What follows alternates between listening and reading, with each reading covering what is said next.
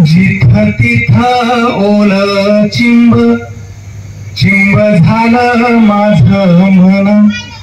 जिथं तिथं ओल चिंब चिंब झालं माझं मन. पुढच्या पारवी चिंब चिंबदार किल चारा. पुढच्या पारवी चिंब चिंबदार किल चारा. दारा पुढं जित राब त्यांच्या दावणीत चिंब. दारा पुढं जित राब त्यांच्या दावणीत चिंब. पाही उपाशी तो जीव दावणीत प्रतिबिंब. पाही उपाशी तो जीव दावणीत प्रतिबिंब. मिडीपाशी बाळतान मिडीपाशी बाळतान शिंतोड्यानं झाला चिंब. मिडीपाशी बाळतान शिंतोड्यानं झाला चिंब. तेवलून त्या बाळाचं झालं बाळोत बी चिंब. तेवलून त्या बाळाचं झालं बाळोत बी चिंब. चुली जवळ काटक्या चुली जवळ काटक्या त्या बी होत्या आळसल्या. चुली जवळ काटक्या त्या बी होत्या आळसल्या. पोटातल्या आगीसाठी त्या बी चुलीत सारल्या. पोटातल्या आगीसाठी त्या बी चुलीत सारल्या. आता शेवटी तव ठेवला चुलीवर घाय घाय परातीत. तव ठेवला चुलीवर घाय घाय परातीत. शिकलेली ती भाकर झाली टोपल्यात चिंब. झाली टोपल्यात चिंब. गाळातलं धोंड सार संसदेत नेलं. होता अंधाऱ्या रातीचा भीम प्रकाश ग बाई.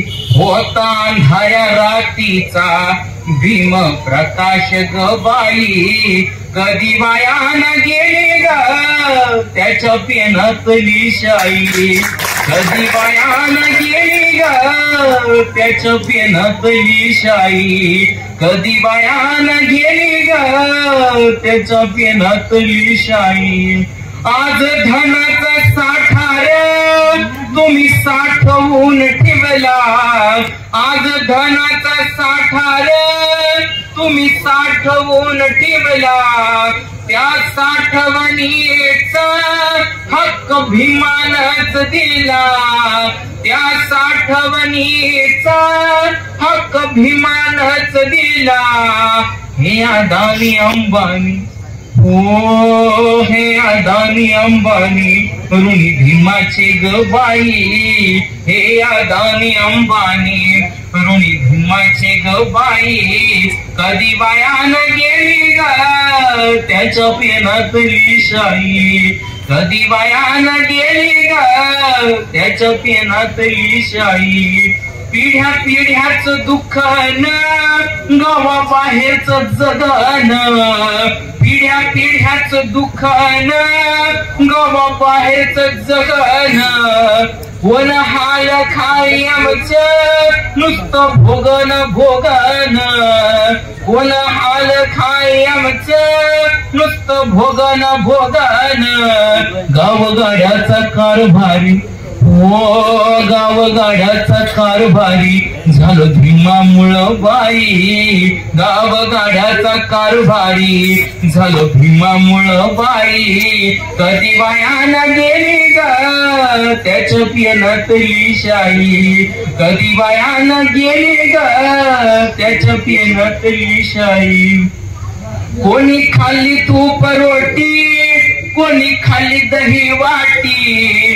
कोणी खाल्ली तूप रोटी कोणी खाल्ली दही वाटी, आम्ही खाल्लं शिळ तुकड, आमचं होत सगळं उघड, आम्ही खाल्लं शिळ तुकड, आमचं होत सगळं उघड, या नागड्या देहाला ह्या नागड्या देहाला झाकलं भीमान ग बाई, या नागड्या देहाला झाकलं भीमान ग बाई, कधी वायाला गेली ग त्याच्या पेनात शाई, कधी वायाला गेली ग त्याच्या पेनात शाई, दुनियेस भीम कळला भीम आम्हाला न कळला, दुनियेस भीम कळला भीम आम्हाला न कळला, भीम पुस्तकात होता हो भीम पुस्तकात होता, आम्ही पुजल्या मूर्त्या बाई, भीम पुस्तकात होता आम्ही पुजल्या मूर्त्या बाई, कधी वायाला गेली ग त्याच्या पेनात शाई, कधी वायाला गेली ग त्याच्या पेनात शाई, कधी वायाला गेली ग त्याच्या पेनात शाई. धन्यवाद. बापानं पाचोट्याचं केलेलं काम अशा अनेक संकल्पना जवळजवळ सरांनी कवितेमध्ये मांडल्या. गेली 15 वर्ष आम्ही कवितेच्या प्रांतामध्ये फिरत असताना आमच्यापेक्षा 4-2 वर्षांनी मोठे सुनील जवळजवळ सर यांच्यासोबत आम्ही फिरलो. जी कविता त्यांनी आता सादर केली, ज्या कवितेमध्ये भुकेचा मायेचा आशय होता, जाधव कॅन्टीनच्या शेजारी इथं आमचे गुरुवारी झपके सर आहे, भोवत्यांचं एक छोटस हॉटेल आहे आणि तिथं आम्ही नाश्ता करत बसलो होतो आणि एक कागद मला सापडला. आम्ही नाश्ता करताना जी कवितेची फक्त 2 कडवी खाली होती, त्याच्यामध्ये कवीचं नाव होतं आणि वरचा कागद फाटलेला होता.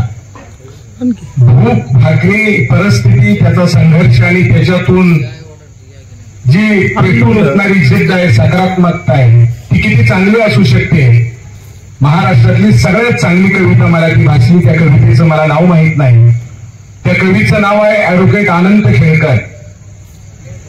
त्या कवितेचा आशय असा असावा कदाचित की एक माय मौली रोज कामाला कुठेतरी जाते, बहुतेक तिला नवरा नसावा, घरामध्ये 2 लेकरं आहेत आणि घरात काहीच नाही. अशा वेळेस आई डब्यातलं पीठ संपल्यानंतर पिठाचा डबा उघडते आणि रिकामा डबा बघताना ती चोरून रडते आणि ती लहान लेकरू मुलगी आपल्या आईजवळ जाऊन असं म्हणते, चिंता कशाला करते आई, रडणं जरा सोड. चिंता कशाला करते आई, रडणं जरा सोड, आत्ता माझी भूक जाईल फक्त पप्पी दे गोड. चिंता कशाला करते आई, रडणं जरा सोड, आत्ता माझी भूक जाईल फक्त पप्पी दे गोड. रिकामा आहे पोट आई, यात काही वाद नाही, रिकामा आहे पोट आई, यात काही वाद नाही, आणि तुझ्या गोड मुक्याचा पंच पक्वान्नालाही स्वाद नाही. अशा आशयाची कविता सरांनी सादर केली. पुन्हा एकदा जवळजवळ सरांचं मनपूर्वक स्वागत करतो आणि पुढची सूचना